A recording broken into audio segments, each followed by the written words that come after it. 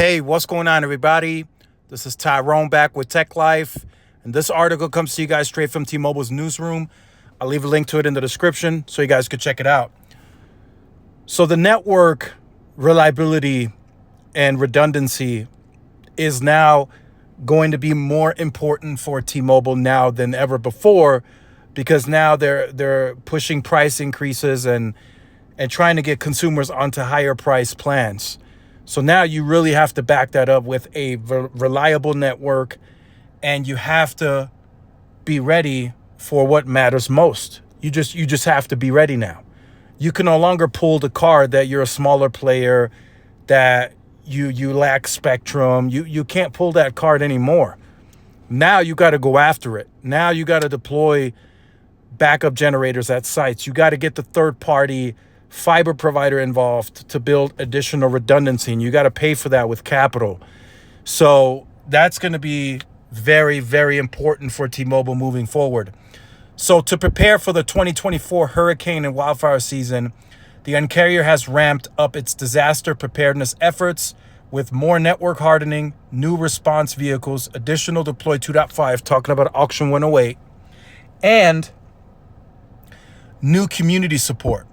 So the network hardening is the backup generators. That's what that program is called. So that's good, right? But while this is very, very, very important, right, to be ready for wildfires and hurricanes, but you have to have sites in other areas deployed with backup generators as well. You can't pick and choose. So at T-Mobile, we understand the vital role we have in keeping people connected during challenging times. So we continue to expand coverage and capacity. And coverage is another part, right? They're still smaller. So as they start creeping up in price closer to the competition, the network really has to be bigger.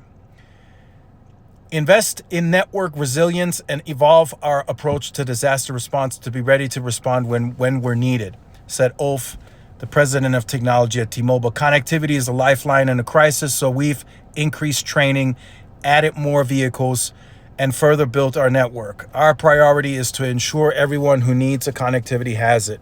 From families to public safety and first responders will be ready.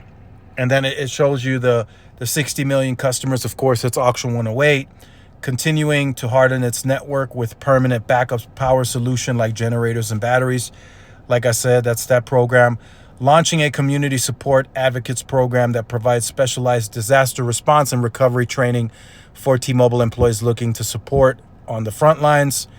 And then they added some satellite colts, which really helps in those hard to get areas. And then they added a brand new XL satellite colt, and then increasing its vehicle fleet of network satellite colts and satellite cell on wheels, as well as heavy duty trucks to provide Wi-Fi and device charging.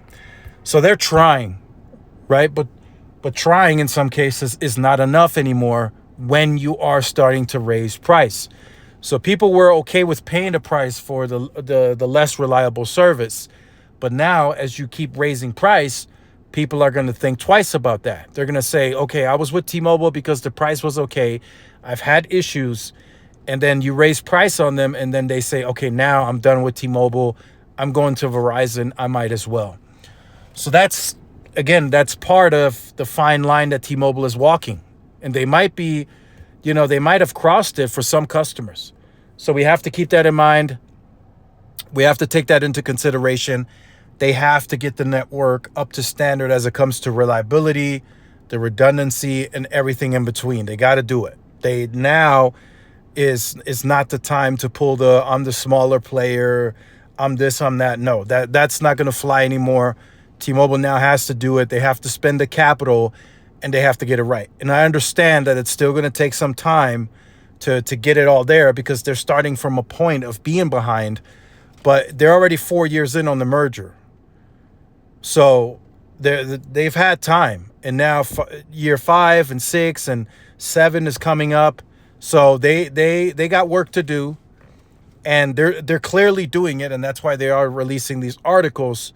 But again, there's always more work to do. So let me know your thoughts in the comments. Like, share, subscribe. If you are new, follow my social media outlets. This is Tyrone with Tech Life. See y'all in the next one. Peace.